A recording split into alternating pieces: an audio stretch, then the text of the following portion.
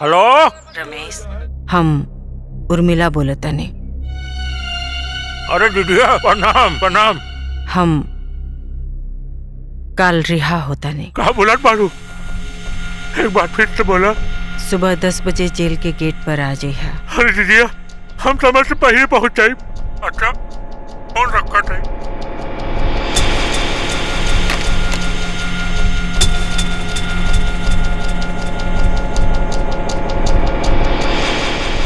ठीक है भैया, माँ बेटा का मिलन हो जाए, हमारी मेहनत सफल हो जाए।